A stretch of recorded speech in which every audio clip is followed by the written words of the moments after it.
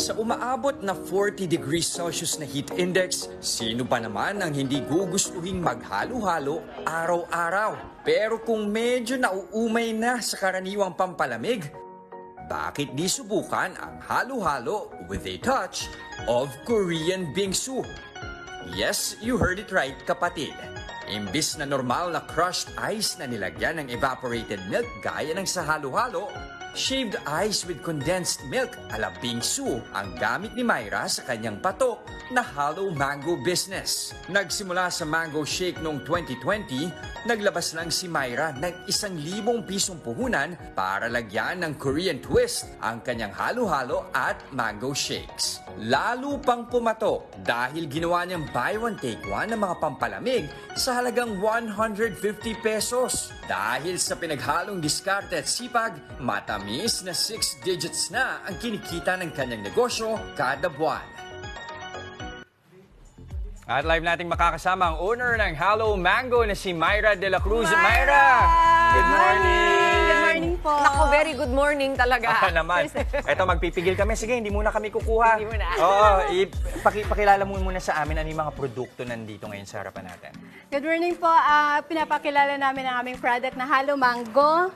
Ang Halo Mango po is, kakaiba na po siya yung twist. Actually, Yan. ang dati po, kung ang ice natin is yung typical na crush ice, yung sa amin po is flavored na. So, talagang nandun na yung flavor na hinahanap yung lasa. Kaya pala dilaw na. Shade Ito ba yung na po. hawak ni Jess? Ito po yung Yes, mango. Mango, ayan. So, Actually po yung ganito po is classic, we call it classic.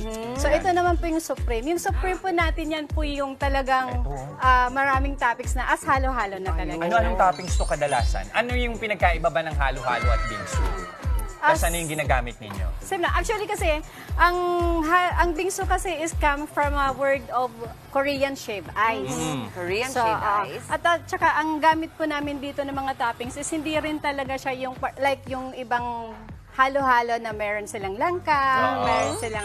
Kami po, gumamit lang po kami ng ibang ingredients kasi ang ibinibenta po talaga namin dito is yung flavored ng ice. Ay, So yun po yung difference namin. Oo. So nakikita ko yung mga nakasanayang meron dyan ube, meron kayong leche flan, some beans, pero nandyan din yung mangga. Yes, yes. Tapos ano pa ba itong mga dala mo dito, Myra? Sliced almond, then Almond. Oreo, din yung Rice Krispies. Uy, Oreo pala Rice yun. Krispies, may Yes.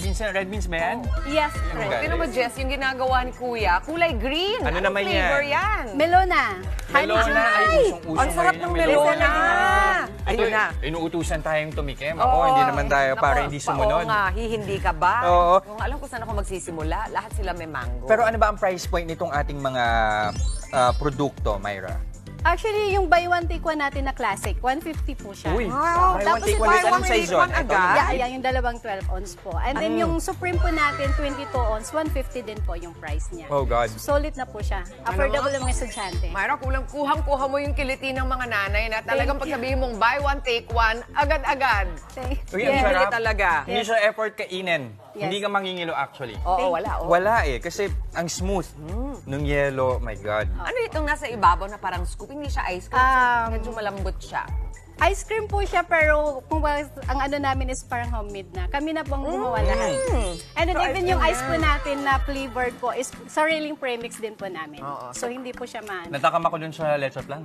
Tinikman may ko ubo. yung ube. Ano naman itong kulay blue, Myra? Blueberry. Masarap din po siya. Ay, wala Actually, yung mga estudyante, yun po yung hanap. Alam mo kung ba't ang saya-saya namin? Mga 10 iba-ibang baso na sa harap namin, dalawa lang kami.